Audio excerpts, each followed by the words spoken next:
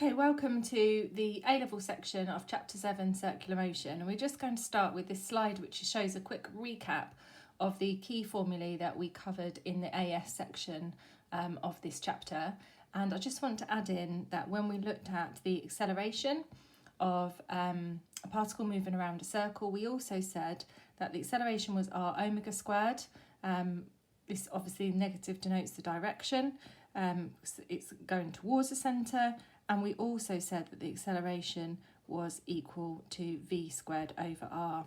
That's the only addition really to that. If you need to go back and recap any of this from that chapter, then please do so.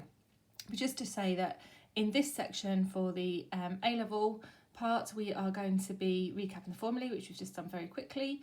And we're going to be looking at two scenarios, a conical pendulum and a banked track, and look at modelling those and solving problems in those two scenarios. And we're going to start then with the conical pendulum. So this slide just shows us the theory behind this model.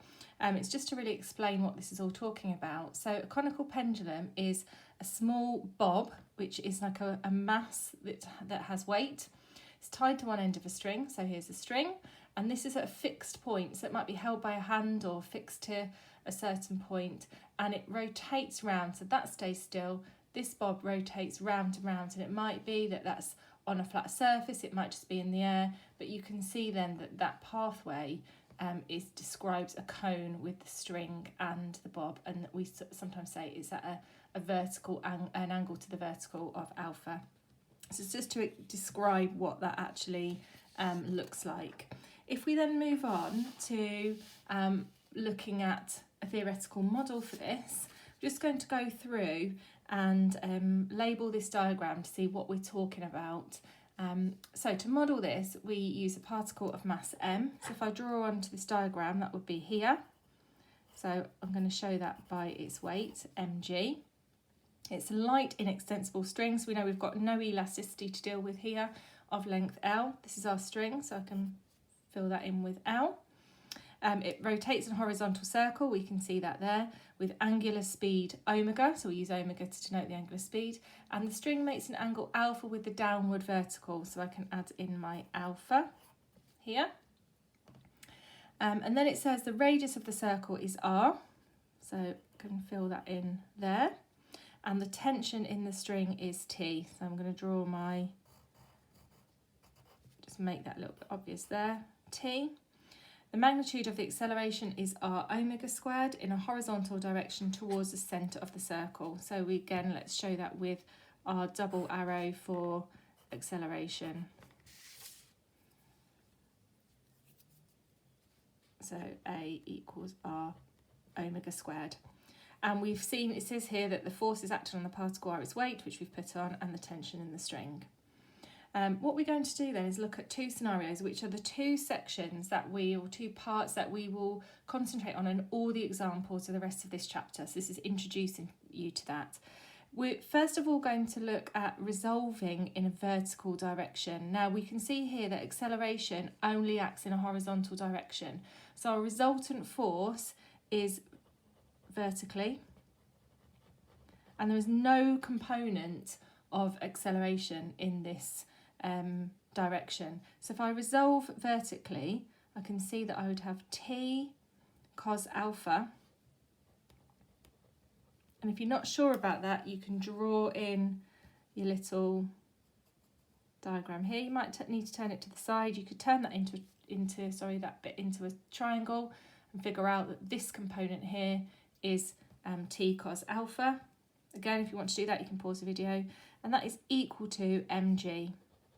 There's no other forces acting, so we've just got T cos alpha equals mg. That's our first equation. We then look at what is happening horizontally. So towards the centre, we know that we've got acceleration. So we can apply Newton's second law, which, as you know, is F equals ma.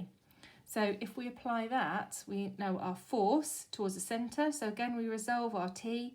So the horizontal component is T sine alpha.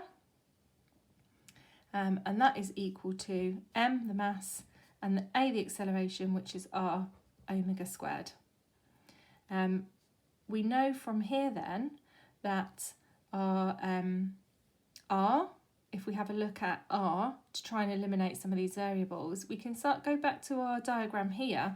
I'm actually going to draw a little additional diagram just to figure out how else we could write R. So if we just do a basic sketch of the triangle, we know that we've got R there, we've got alpha, and we've got the length of the string.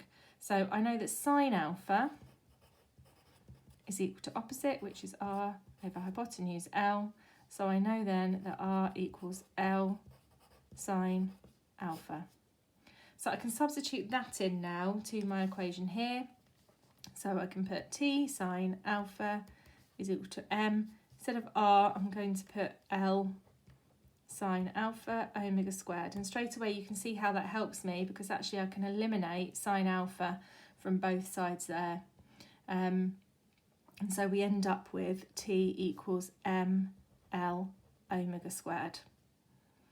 To take it a next step forward, we've got a T here and we've got a T here from our first equation. So I'm going to actually, let's label that equation 1 and equation 2. And I'm going to substitute equation 2 into 1. So I start with my T, cos alpha equals mg, replace my T with ml omega squared, cos alpha equals mg. You can see now straight away I can cancel my masses, and so I end up with L cos alpha equals g over omega squared. You'll see why I've rearranged it like that in a minute, because if I just have a look at this situation here, L cos alpha equals g over omega squared, we can see first of all I eliminated the mass, so that tells me that the mass has got no impact on the angular speed.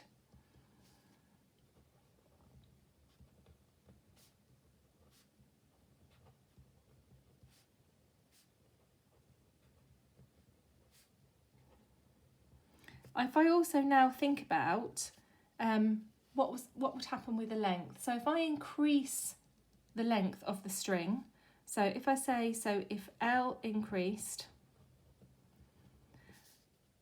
this side would also increase. So if this left-hand side increases, therefore this right-hand side increases. So I can say that would imply that g over omega squared would increase.